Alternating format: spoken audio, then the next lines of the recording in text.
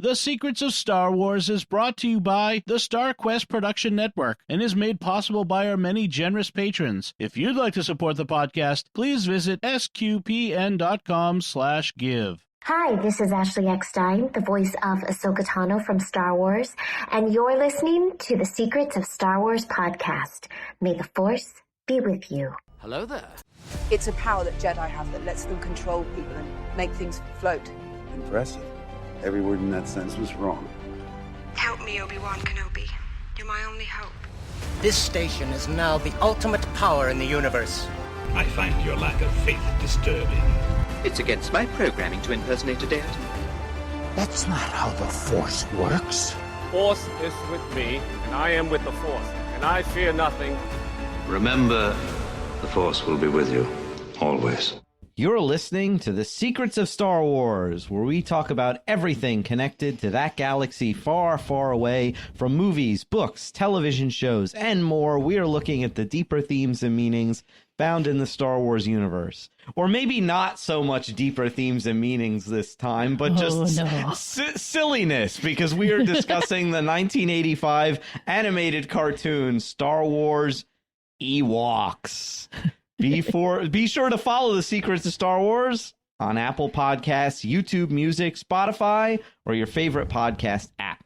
You can find us on Facebook at facebook.com/StarQuestMedia, on X, where we are at SQPN, and on Instagram, where we are at StarQuest Network. And be sure to get your official Secrets of Star Wars gear at SQPN.com/merch. I'm your host, Thomas Salerno, and joining me tonight is Kathryn Laffrey. Hello, Kathryn. Hello, yum yum. Yum yum. Now, I guess I gotta ask to start out with, what do you think of Ewoks in general? Not just the cartoon, but I mean like how they are in Return of the Jedi, because I know that they can be a bit controversial among the fans. I know people who hate Ewoks, so. Wait, when I first saw them in the movie theater, I loved them because I'm a stuffed animal fan. And so, I mean, I seriously used to have a bed that would take me half an hour to make just to arrange my stuffed animals. And I would have loved to have had a little stuffed Wicket. Yeah. I seriously have thought about, I could probably make one today. That'd be kind of fun. That would be really neat. Yeah. With the hood and everything. Mm-hmm. Yeah. Like I probably first saw Return of the Jedi via the special editions. And I'm not sure if that's when they included where they could blink, because I know like in the original movie, the puppets don't blink, and later they added it in, but there's been so many re-releases of the special editions, I don't know which one that's in. But anyway, I remember liking them. I liked the slapstick element of the Ewoks, you know, fighting the Empire and stuff like that. I liked the whole comedy of errors of them thinking 3PO is a god and then trying to cook, you know, our heroes and stuff like that. And I just like that, you know, like it's the classic underdog story of David versus Goliath, that this planet of fuzzy teddy bear people, you know, could overthrow the galactic empire. You know, like there's some people who hate that because they think it's silly, or they think Ewoks are a cynical marketing ploy. I'm not saying they're not a cynical marketing ploy. It's like Grogu, you know, like, of course he's there to sell toys, but he's also cute. So exactly. Yeah, it's always been a part of Star Wars. I like Ewoks, and there was only one Ewok I did not like, and I thought it was the worst costume design ever. And it's the one who's the gray and black stripes. Oh, where he's got the kind of boar headdress. Yeah, and he's got the stripes that run up and down, and they're vertical. Yeah. He looks like he's wearing my brother's pajamas. I'm sorry. It's just like, no, that doesn't make any sense. Why would he have fur striped like that? Yeah. Well, he gets electrocuted by R2-D2, so I guess it's all right. But yeah, but another Star Wars thing that I grew up with, and I think I saw these Star Wars cartoons, the last episode of this show we did droids. with me and Pat Mason, and then now we're doing the Ewok show. I think I saw these before I saw Star Wars, like, oh wow, okay. We had both these shows on VHS, but it wasn't the full television shows. I think they released them as like a double pack. And with Droids, it was, as I mentioned last time, with Droids, it was the Tamazan arc of that show. So because Droids was a little bit different, where it had definable story arcs. There were always between 3 and 5 episodes where it was one story, and then they'd switch to another one. Whereas Ewoks is more episodic, but in the VHS tape that we had, it was they chose 4 episodes from the first season. They're among the early episodes, and they're called the Haunted Village, the Cries of the Trees, the Rampage of the Flogs, and Sunstar versus Shadowstone.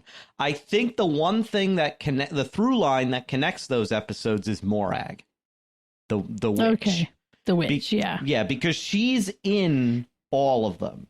Like all of it all has to do with some plot. Because like I actually liked that how in the early episodes, every episode was kind of based on some plot that Morag had to be against the Ewoks or whatever. But I had seen those episodes over and over again as a kid. And this was really my first time watching through most of the others. I say most because I kind of tapped out somewhere in the second season because as we'll get into, the second season is very different. Yes. But Kathryn, what was this your first time experiencing Ewoks? That, by the way, that opening song was not on the VHS tape, probably for good reason. They removed it, but yeah, was this your first experience with this show? Yes and no. I mean, I am a big time Saturday morning cartoon kid. Mm-hmm. That was like, yes, the best. Probably because I was always the first one awake in my house. My older sister liked to sleep in, and when I wake up, I'm just like ready to go. And she's like, go downstairs and just turn on the TV. And I was like, fine, but yeah. So, I mean, Saturday morning cartoons would start at sometimes as early as 7, depending on, what was going to be on. But 8 o'clock, and then finally my mom would be like, okay, it's off by 10, or as soon as American Bandstand came on or something like that. But yeah, we all had our favorites in a house of 5 kids. And I mean, for me though, this came out in 85. So fall of 85 was my senior year in high school. And I have a sister 10 years younger than me. So by the time that comes around, Saturday morning cartoons would be about what does little sister want to watch? Mm-hmm. And so I had to look at what the lineup was, and they were competing against Muppet Babies. And so my little sister was watching Muppet Babies. Well, at least Muppet Babies has clips from Star Wars in it. So you're still getting Star Wars if you watch Muppet Babies. I have to mention that actually Muppet Babies may have been the first time I was ever exposed to Star Wars, because it was still on, and Muppet Babies was in the 90s, and when I was a little kid. And I remember watching Muppet Babies and there being these interludes where they would have live action clips from Star Wars. And so I think that's the first Star Wars I ever saw. And in fact, like, that was the first, Muppet Babies was the first time I ever saw Yoda in anything, because there was a clip where Miss Piggy interacts with Yoda, and it scared the gibbers out of me as a kid. I was terrified of Yoda. That's funny. Same voice. It's Frank Oz. Yeah. Oh man, that's crazy. But no, I mean, just watching these, as many as I could take the first time through. Oh my gosh, I had to get over the opening song. But then it was just funny for me, because I'm going, oh, this is like taking, there used to be a thing called Monchichi. I don't know if you ever saw those. Oh, they were like little monkey creatures. And so this was like taking all of the stuff from the 80s and mashing it with stuff from the 70s with a little bit of Tolkien. And I was just like going... A little bit of Dark Crystal, too. Oh, yeah. There's definitely all the Muppet great movie things and all the Jim Henson stuff. And just seeing all this mashed together in one with a little bit of Dr. Seussian kind of feel. My brain was on overload. I think I watched 2 episodes and I was like, do I tell Thomas I can't do this? It's really rough, especially in that second season where they seemingly change most, if not all, of the voice actors. The music changes, the animation style and colors change. Mm-hmm. And it was, and I had not seen any of that before, and it was a big like whiplash. I was like, whoa, what happened? And they take all the annoying aspects of all the characters and clock them up to 11 in that later season. Like those 2 girl Ewoks. Oh yeah. Mm-hmm. You got the princess and then the one who's the wannabe princess. And yes. Yeah. Oh, and they ramped them up, and that was like Smurfettes. Ugh. Yeah, and they used Tebow mostly for comic relief, but I actually liked him. I think he was in the earlier episodes, he was my favorite character because he's the wizard's apprentice, and he wants to be a wizard, and he's clever and he's smart, and they just turn him into an incompetent for like comic relief, and I'm like, oh, what have you done? I think that's what made me quit. I was like, what have you done to Tebow? I'm like, I was kind of laughing, thinking, you know what? I bet he's Thomas's favorite. Seriously, how could you have guessed that? How could you have guessed that? It was just for the way I've heard you like talk about like life with your brother and everything. It's just I was like, yeah, that's his favorite. And then the whole wizard thing and the wizard apprentice, and yeah. Yeah, I gravitate. I think even as a kid, I gravitated towards Tebow because he was just interesting. Like, Wicket was like the general, like, main character. Mm-hmm. And, I think sometimes I would, as a kid too, I would just gravitate towards like the secondary character who had some interesting aspect and wasn't the bland kind of main hero guy. But he's also the cute. I mean, he would be the cute kid who still plays Dungeons and Dragons and is trying to get the girl. Right. Yeah. And I just like how, like he really admires Logray the wizard and is just trying to, he's got a dream. He wants to be a wizard and he's willing to do, to put up with all kinds of crud to be a wizard, and yet he knows he may not be cut out for it, but he does it anyway. I just like that. It's like, and that's the thing. Like, I can see germs of good stuff here, especially, and I didn't realize this until watching the show again. Those early episodes, and especially the ones that were in the VHS tape, were written by Paul Dini. What else has he done? Batman the Animated Series. Oh, okay. And a ton of other stuff.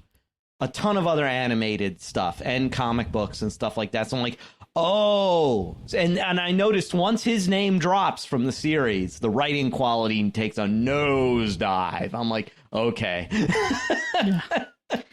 Well, what, the whole second season, we got Wicked obsessed with getting his trinkets for his belt. His belt? I'm like, oh, he's like a bad, like, sporty kid who's obsessed with his trophies. Right, and he's like, I'm going to be like a warrior or whatnot. And I'm like, wait a minute. I'm like, I thought the Ewok thing was their hoods. I actually liked in the early episodes where they have that ceremony where the kids get their hoods for the first time. Like, because I liked how they take seemingly innocuous stuff from Return of the Jedi and give it an explanation.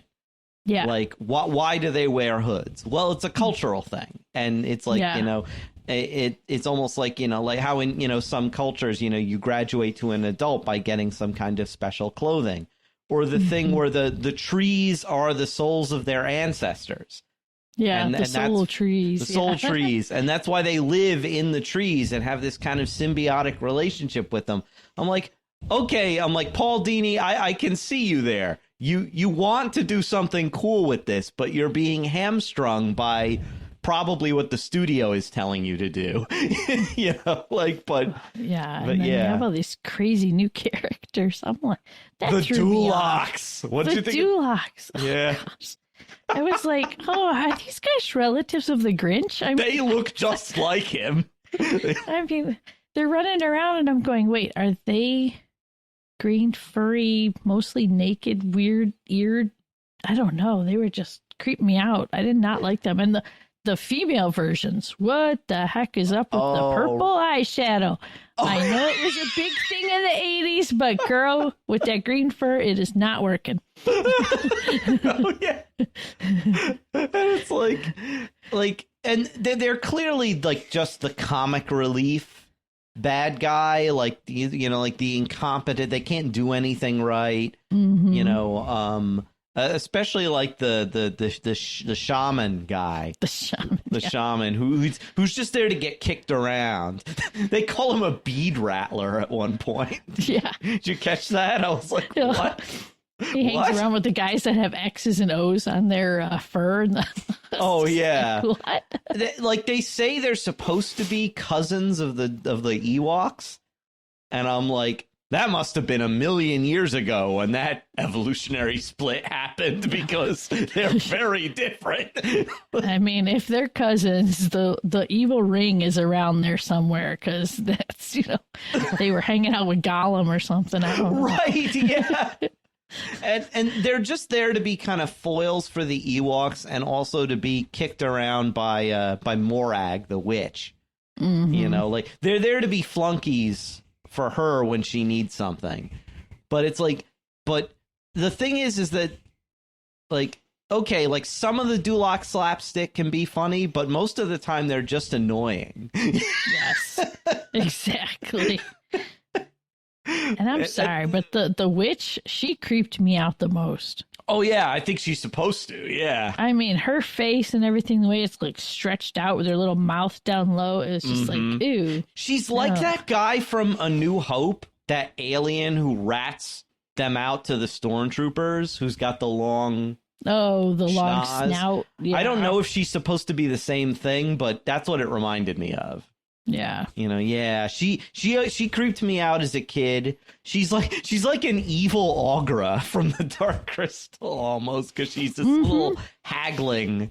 Oh, thing. Definitely Dark Crystal vibes off of her. Yeah, and her staff and all that stuff, and yeah, so like, you know, she's just there. Before we get off the Dulocs, though, I liked seeing them be tortured by the giant baby, though. That was kind of funny, because then you got to see them like get hurt, and so you could laugh at it. Yeah. Wasn't there a whole diaper change scene with that thing? Oh, that was funny, because okay. the shaman whispers to the king Duloc what's going, that the baby's diaper needs to be changed, and he tries to get somebody else to do it, and they all run off. And because like the baby is a flog, which is like they're these giants, and so the baby is like the size of an elephant, basically. So I can imagine, like, that seemed to have gone right over my head as a kid, because I just started to think like, oh yeah, the amount of stuff in that wow, that's a big job. Oh golly. When I saw the flogs, all I kept thinking was, where were they when the Empire arrived? I mean... Yeah. Well, I'm like... Yeah, they could have done some damage. Especially because they make friends with them later. The Ewoks do. I'm like, yeah, that could have been cool. Oh, yeah, there are all kinds of creatures I thought would have been helpful. So it kind of threw me off that way with the general storyline we get of the Ewoks in the movie. I mean, they seem like there's not a lot of other sentient beings out there. And yet here there's all these different crazy characters. All this different stuff. And I heard it's also like that in the live action Ewok movies, which I haven't seen. But apparently there's a bunch of other sentient stuff on Endor where you're like, wait a minute, where was that when and the Empire was here, but yeah, where was, Darth Vader and General Veers getting entertained by the Jingas or Jindas or whatever they were, the circus people. I think I saw the I'm gonna confess, I saw the little thumbnails for those episodes, and I'm like, skip, that's gonna be annoying. And It was. Yes. I'm like my tolerance, like I can tolerate a lot of stuff, but it's like there's certain things that grate my gears, and I'm like, that's just gonna annoy the heck out of me. I did like the story with Morag and the Sunstar Shadowstone thing, and I feel like both that and Morag exit the show too soon. I'm like, wait a minute, they could have kept that going. Like, I honestly thought she was gonna come back in the second season, because they had the Sunstone out again. Yes, when that rift happened. Mm-hmm. And I thought, that's her, but no, it wasn't. So I was kind of surprised. And then that weird, like, Imperial wizard or whatever he is wants it. Was he called Dr. Raygun or something? It was something stupid. Yeah, like, just a goofy name. I was like, what is going on? It was like, it was almost literally Dr. Raygun. Like, what? I'm trying to look it up here. I know, I'm like trying to... Rhaegar. Close enough. Rhaegar, right? Okay, yeah. I was like, what? The only thing about that was funny was that I laughed at when they're like, we're going to take you to be tortured by the Emperor. And I'm like, ha. I'm like, that guy was annoying, so okay. Oh, yeah. That was weird. Yeah, I just found the change, though, in the animation. Yeah. From first season to second season went so flat. Mm-hmm. I mean, I didn't mind it too much with some characters, but others, it was like when they were flattened out, it took a lot away from them. Like the Totem ugly. Master and stuff. Yeah. Oh, they get very ugly and creepier, some of them, and it's just like, I'm sure a lot of kids didn't want to watch this, or their mom said no when they saw some of this. Yeah, it's like, and just like the quality of the animation just didn't look as good. Yeah. Mm-hmm. And okay, I actually see, and I'm looking on the Wikipedia page, looks like they did get Paul Dini back for a couple of episodes in the second season, but it's mostly other people. Yeah. But and in the second season they did this thing where it's like each episode is really 2 episodes. They started to do that, which I feel like was more prevalent in the 90s, where you'd have like 2 15-minute episodes. Yeah, and like for the short attention span. Right, yeah. Like I'm thinking of like most Nicktoons were that way. Yeah. Like Rugrats and stuff, it's like you'd have 2 15-minute episodes. Yeah. And that's why, like you said, the attention span, I feel like the season 2 is like, they're getting a lot of notes from the studio, which is like, this is what kids like. We need to pander to kids. And it's like, and of course it comes out just like... I'm like, which kids? Which kids? And the problem is, too, you kind of alluded to this, if you annoy the parents too much, they're not going to let the kids watch it. Exactly. Because they're not going to want to put up with it. No. My mom would have been like, no, this is weird. Muppet Babies was at least, cute little babies. And they all like the Muppets already, so why not? Right, yeah, exactly. I think I probably would have been able to watch Hulk Hogan's Heroes or Rockin' Wrestling or whatever else was on. Wait, or the wrestling had animated stuff? Oh, yeah. Huh. Hulk Hogan's Rockin' Wrestling. I admit it, I was a huge wrestling fan when I was in high school. I'm going to have to look up clips and watched a cage fight for my 17th birthday, I think it was. My mom took my friend and I to Detroit to go watch a wrestling fight. Huh. Like, what am I doing? Yeah, Hulk Hogan was fun. And Andre the Giant. In terms of like episodes I hadn't seen before that I liked, I liked the one where they try to rebuild that weapon that they find in the forest. Oh, that their grandfather the wagon built, thing, the battle wagon, and that's another Paul Dini episode. So it was good, go. and like Asha, that was Paul Dini. Yeah, that one surprised me. I was like, oh wow, that they're doing the Lost Family kind of thing. Yeah, you got a little bit of kind of a Mowgli kind of feel with her being raised by the wolf kind of creatures. Raised by the wolves, yeah, and then. It was actually very touching at the end when she's brought back and the chief, who's her dad, gets teary-eyed, obviously, because his daughter he hasn't seen in years and who he probably wrote off as dead is alive. I'm like, wow, that's pretty heavy to do in a Saturday morning cartoon. I'm like, but it's Paul Dini, so, he wasn't afraid to... He wrote Batman the Animated Series, so he's not afraid to get, cover deep emotional topics. And it was funny because I felt like that's when it was like, okay, this is really ramping up for season 2. And then season 2 starts. I'm like, okay, music change. Everything's different. And then where's Asha? We see her once in the background. Like 3 episodes in. It's like, what? I didn't get that at all. And yeah, you're right how they took characters who were at least tolerable and like made them really annoying. Like I think we mentioned this before we started recording, but the 2 main girl Ewoks are just made almost insufferable in the second season. Oh my gosh, yes. Who's the one who's just obsessed with her looks? I'm like going, you're a teddy bear. Latara? Yeah. Latara, yeah. Oh my goodness. When she was, princess for a day and ends up getting kidnapped because they need a princess for that frog creature thing who's trying to marry off her son. Right. I really like this one, Ma. I'm like, oh my gosh, this is so creeperish. I'm like, what's going on here? Throw him in the pit.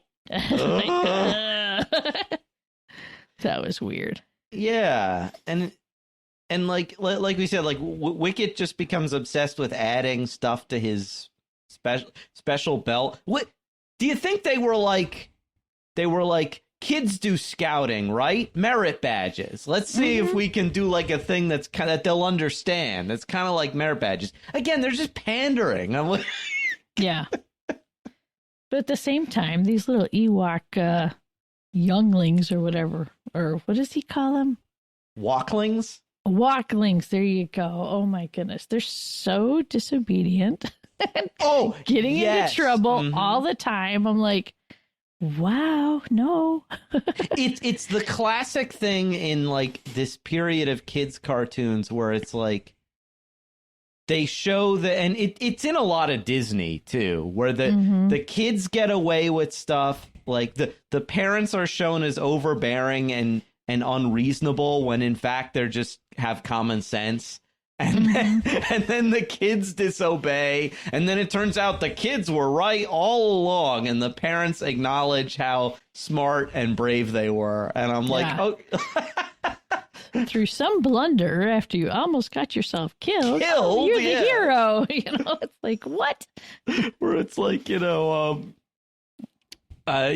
like, I didn't mind it when it happened to Tebow, where he gets them all captured, and then like, because at least he fesses up. He tells Logray, look, I messed up. Like, all this was my fault. And Logray's like, yeah, you're right. It was all your fault. But we'll talk about that later. I'm just glad you're alive. Oh, yeah. That's why I liked Logray a lot. Yes. I thought he was excellent. He was well done. And he had these instances where he got himself into trouble or he's trying to do things on his own. But, I liked how everybody kind of rallies around him.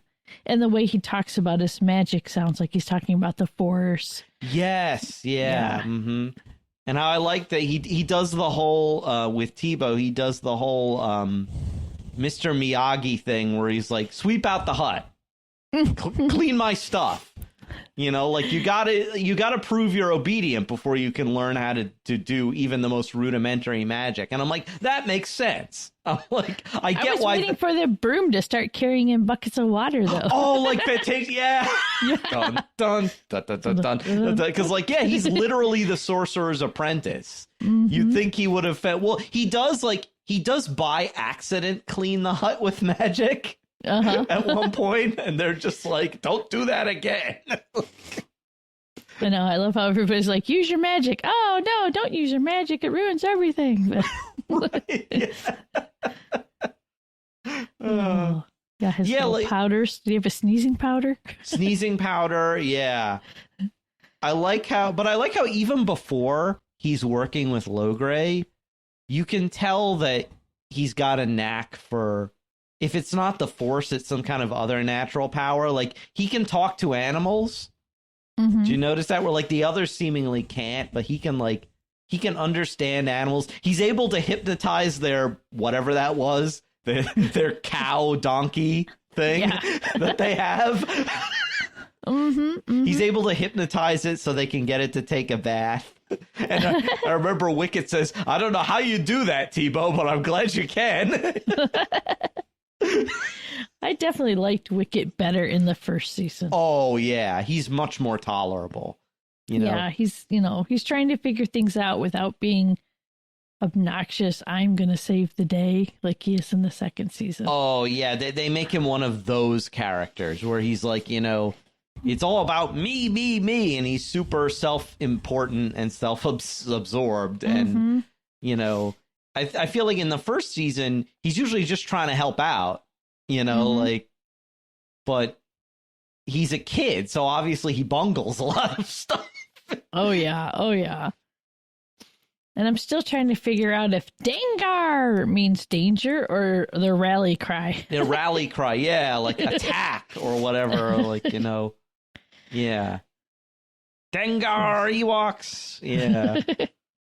I like that they sprinkle in some of the Ewok words in the dialogue, yeah. And I feel like the voice acting also took a nosedive in the second season, where it felt like in the first season they were trying, and then they just stop like trying. It took me a couple episodes to get used to me being able to understand everything they're saying.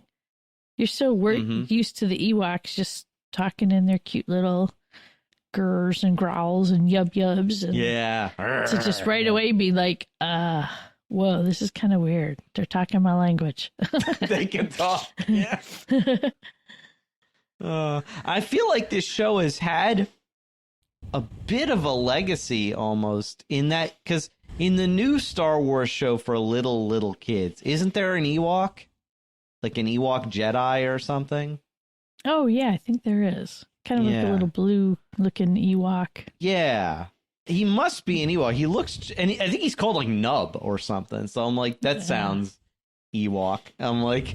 And then in the Genndy Tartakovsky Clone Wars shorts, there's a Dulok in the background of one of the episodes. What? Yeah. And they linger on it. I missed that. They linger on it, so you see it. It's when Anakin is going on that tryst with Padme, and he's going through that crowd, and there's all those aliens. One of the aliens is a Dulok. What? Oh, and my gosh. They linger on it for several seconds to make sure you see it. with the little crooked ear things? Oh, no way. Yep. Oh, wow. And to me, they felt like the least Star Wars thing in the show. Because they look like the Grinch. Like, it's like, it's very strange. Yeah. They're the Grinch meets Bebop and Rocksteady from the Ninja Turtles. Meet wow. Meet like those the bad guys from Power Rangers. They're just like any incompetent bad guy. That's what the Duloks are. Exactly. They're kind of crazy. It was funny when they sick those insects on them. When they're there to steal they think they're stealing insect repellent soap. And they're really stealing invisibility soap, and then they use that to terrorize the Ewoks. So then the Ewoks give them they steal back the invisibility soap, give them insect attracting soap, and of course all heck breaks loose. Yeah. Okay, craziest character name, Larry. Where was there a Larry? Did I miss that one? Larry the Shriek. Oh, that was another thing where I saw something called the Shriek. I'm like, nope. Oh, you missed Larry the Shriek? Out. I mean, here, what was it? Wicket all upset that his mom's making him do all these chores, and so he's going to run away from home and live by himself. And of course, Tebow tags along. My mom makes me clean too, so we're going to live by ourselves. Oh, goody. And they end up finding a hollowed out tree, and you see these 3 eyes watching them all the time. And it ends up being Larry the Shriek. And he's just this little tiny thing, no bigger than the Ewoks, and he has an eye stem on top of his head. So he has these 3 eyes, and they're like, you don't sound like what we've been hearing. And he goes, I do that with the hollow tree. And he shrieks into the tree. Oh. That sounds like lots of people. And it's like, oh. And he ends up being that he had run away from home and he's just sad and lonely and wishes he could have a nice dinner. And they end it with everybody going to Wicket's house and having a nice dinner. And Larry's like, oh, look at all this food. At least, like, that doesn't sound as annoying as that one droid from the Droids cartoon, where it's a comedian droid that C-3PO inadvertently activates, and you just want him to be disassembled. He's just so annoying, and the show knows it. And they're like, we know this is annoying you. It's like, ugh. Nice. And it reminds me of those commercials you see nowadays where, I don't know if you've seen them, where they say in the commercial, we know our commercials are annoying, but we're going to keep playing them anyway. I have not seen, although my husband's quick to mute commercials and I love it. I saw a commercial that literally said that the other day, and I felt like throwing the remote control through the television. And it's like, this is why I don't watch a lot of cable TV anymore, and that was a commercial for I think it was for Medicare or something. And it's like, we know these commercials are annoying. We wish we could stop. And I'm like, I'm gonna I got unreasonably angry, to where people around me, family, noticed it. But anyway, I don't know why sometimes they put these characters in kids' cartoons that they know are guaranteed, the kids might like it. It's as a kid, I thought Jar Jar Binks was funny. And I still kind of think he's funny, but it's mostly me remembering how much I thought he was funny as a child, but then as an adult, especially when I watched Jar Jar in something like the Clone Wars, which is made for kids, I'm like, oh, he's insufferable. Yeah. Especially when that episode when Jar Jar gets a mate, I don't know what that thing is. I always call it Bride of Jar Jar because I always forget its name. Oh, you're talking about Queen Julia. Bride of Jar Jar. That's Bride of Jar. I don't remember that's what that I'm calling it. Well, that's what I call it. Bride of Frankenstein. So I call it the one where he's with Mace Windu and has to rescue. All I remember is that it's pink, and it's like a pink alien, and it's aquatic like Jar Jar is, but it's not a Gungan. Okay, because the only thing I remember, and actually I think it might have been a 2-episode arc where Jar Jar has this thing for this alien who's the queen. Yeah. No, I think we're talking about the same thing. Okay, yeah. Queen Julian, or Julia, and he has to rescue her because there's some group of her tribe that's allowing, oh gosh, what was her name? That witch, She was part of the Dathomir witches. Asajj Ventress? Not Asajj. The head. The lead of the mother thing? the mother, Oh, yeah. yes. So the mother is trying Mother to Talzin. regain.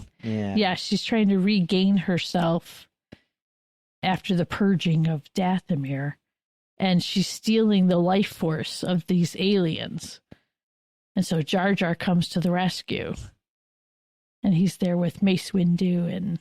Yeah, I remember. It had Mace Windu in it. Yeah. Yeah.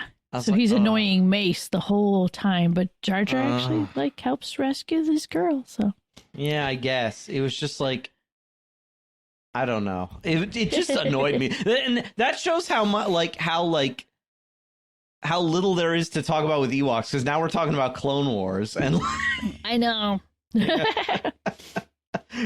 Let's see. Are there any other episodes of note, really? I mean, the only other one I wrote down was Night Stranger in season 2. Okay. Because that's the one where Master Logray knows that there's something coming. There's a comet that crashes in the forest. Right. That whole thing. Oh, the bad guy was cool looking. Yeah, that's the one where I thought for sure that was Morag. the witch. Yeah, Morag coming back. But then all of a sudden I'm watching this going, we have a rift in space, these people coming from another dimensional galaxy, and they got to send them back into the rift and close it. And it's like, dang, that's like Avengers. It is. Yeah. It is. And then there was another one in that season too, or was this the first season where like his former apprentice shows up? Oh, I think that's in this one. Yeah. Yeah. I felt like that one, that could have been better. It was okay, but I felt like, yeah. Yeah, because his former apprentice is trying to corrupt Tebow. Yeah. Mm-hmm. And so that was it had great potential, but then I feel like it kind of lost it a little. Yeah, it's almost like he's not the bad guy. He's not evil enough. He's just a jerk. Exactly. Yeah. Yeah, because he sees a reflection of Tebow in his magic water, and it's like, this guy's going to bring me down. Right. Yeah. It's like, you made it happen, buddy. You brought him to your place. Yeah, it's always like the self-fulfilling like prophecy thing where the bad guy is like, what, I will stop this from happening, and then he causes the very thing he's trying to prevent. Mm-hmm. Yeah. I don't know if you saw the one in season 2, was it like the Rach? I think it was the Rach. It was an enchanted tree creature that they put a hat on it to make it go back to being just a tree. Okay, I don't remember that, so I must not. I saw the one in the first season where they heal that one tree, like the tree of life or whatever it is. Mm-hmm. And it glows like the tree in the Rings of Power when they heal it. Yeah. Oh, yeah. Yep. No, this was some tree monster, and it just looked like a normal tree. You know, you can see faces in the tree bark and stuff. And Wicket saw that there was a hat on top of it. So he goes and takes the hat off of it because it was going to be part of his, badges. His belt. Yeah. His belt of honor, whatever. But in taking the hat off, this thing comes back to life as this scary monster and just starts eating everything. Right. And so they had to go to these other crazy little creatures to get a new hat to put on it. What? And make sure you sprinkle the dust on it on the inside and the outside right before you put it on its head. And it's just like, oh, wow, this is bad. Okay, yeah. Yeah. I kind of liked the Crystal Cloak, where that cloak can turn anything into crystals. Because kind of the bad guy made me laugh. Mm-hmm. That like green lizard bug guy. And I like how he touches his lackeys and they just turn into crystals, and he's like, "Oops." Yeah, I another lose, pet. Yeah, I lose so many pets that way. I'm like, that was another Paul Dini episode. Well, there you go. I'm noticing a pattern here. The ones written by Paul Dini, I like. Yep. Oh. Yeah, and it's interesting to see how many episodes were like dual episodes. Yeah. Mm-hmm. Especially most of them in the second season seem to be dual episodes. Yeah, there's only a few that are not. Yeah, Night of the Stranger is... Oh, and that's a Paul Dini episode, see? It's like, okay, so that one, that one was a full-length episode. And so was that Raish one that you mentioned. Yeah, and then the Season Scepter, did you watch that one? The what? Season Scepter. Oh, yeah, I saw parts of it, yeah.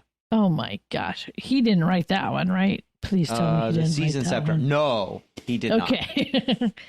That one was just bizarre. And I was like, what is going on here? And there was something one of them said. I'm like, this makes no sense in this universe. That you have someone who's changing the seasons the way they are. And it was just, yeah. They just also, didn't like, fit what in. seasons? Endor is a moon around a gas giant. I know.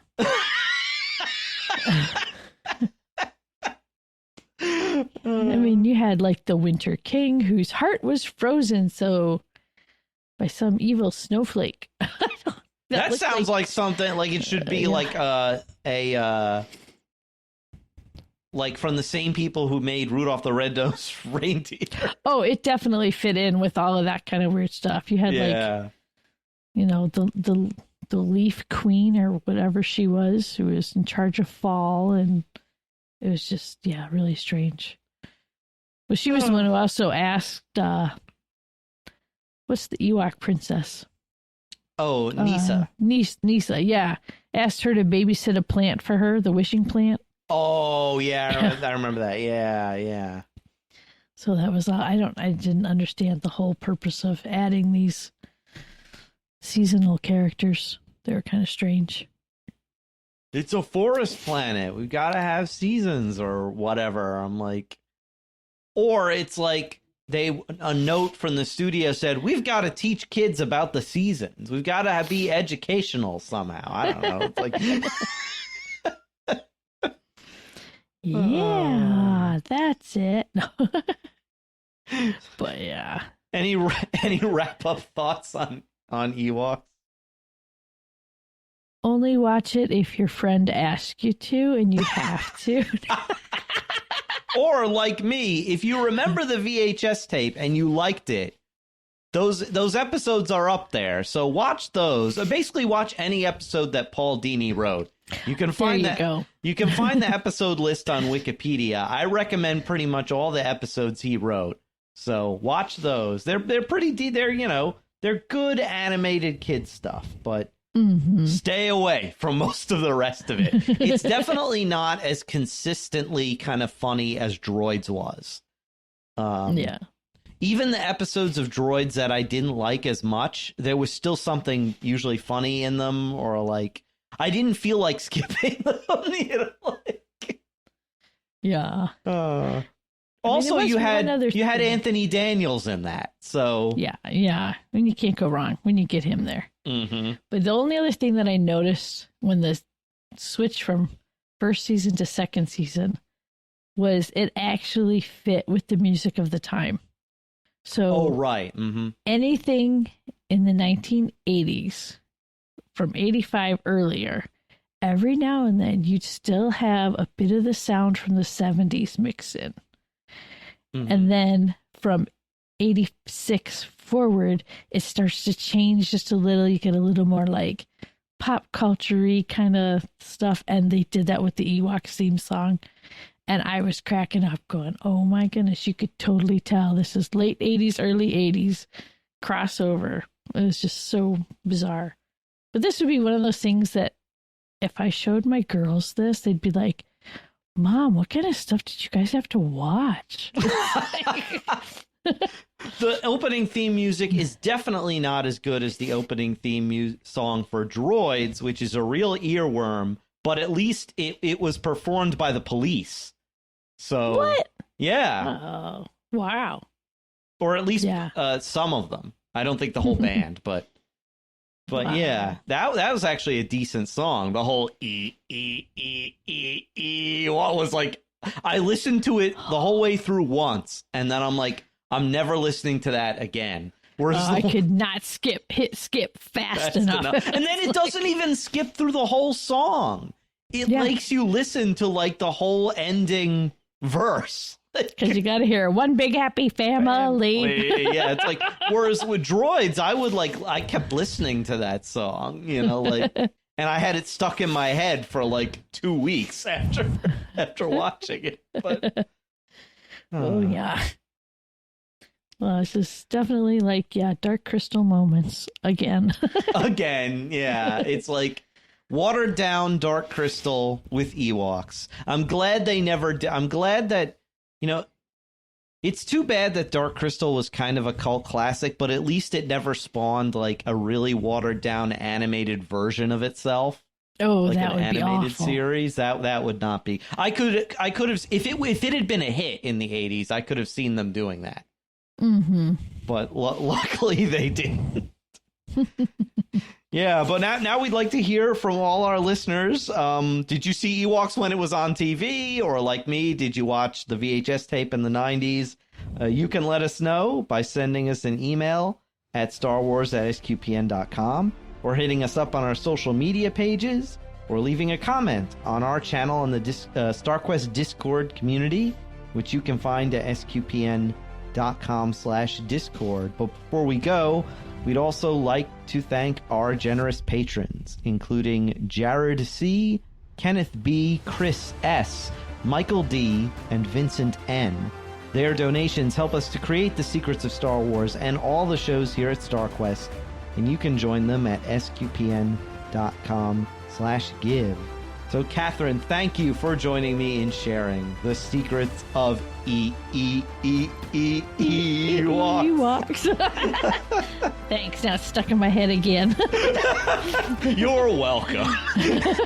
And I'm Thomas Salerno. Thank you for listening to the Secrets of Star Wars on Star Wars. Here's another show on the StarQuest Network you're sure to enjoy. Jimmy Akin's Mysterious World. Find the show wherever fine podcasts are found, or at sqpn.com/mysterious.